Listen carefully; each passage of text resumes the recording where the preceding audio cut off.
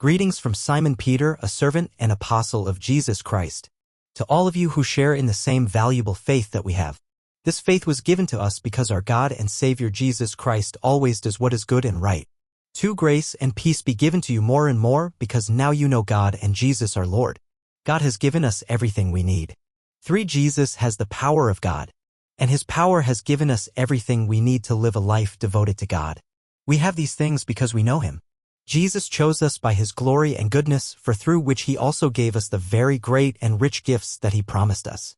With these gifts you can share in being like God, and so you will escape the ruin that comes to people in the world because of the evil things they want. 5. Because you have these blessings, do all you can to add to your life these things. To your faith add goodness, to your goodness add knowledge. 6. To your knowledge add self-control, to your self-control add patience, to your patience add devotion to God.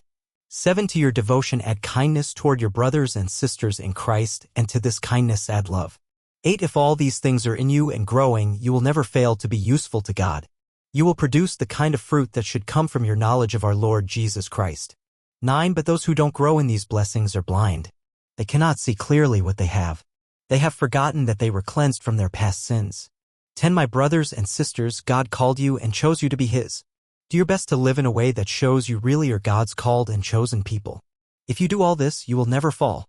11. And you will be given a very great welcome into the kingdom of our Lord and Savior Jesus Christ, a kingdom that never ends.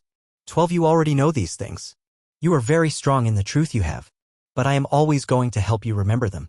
13. While I am still living here on earth, I think it is right for me to remind you of them. 14. I know that I must soon leave this body. Our Lord Jesus Christ has shown me that. 15. I will try my best to make sure you remember these things even after I am gone. We saw Christ's glory. 16. We told you about the power of our Lord Jesus Christ. We told you about His coming. The things we told you were not just clever stories that people invented. No, we saw the greatness of Jesus with our own eyes. 17. Jesus heard the voice of the great and glorious God. That was when He received honor and glory from God the Father. The voice said, "This is my Son, the one I love. I am very pleased with Him." 18. And we heard that voice.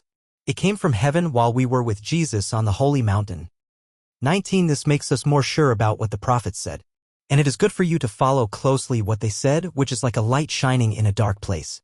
You have that light until the day begins and the morning star brings new light to your minds. 20. Most important of all, you must understand this. No prophecy in the scriptures comes from the prophet's own understanding. 21. No prophecy ever came from what some person wanted to say. But people were led by the Holy Spirit and spoke words from God.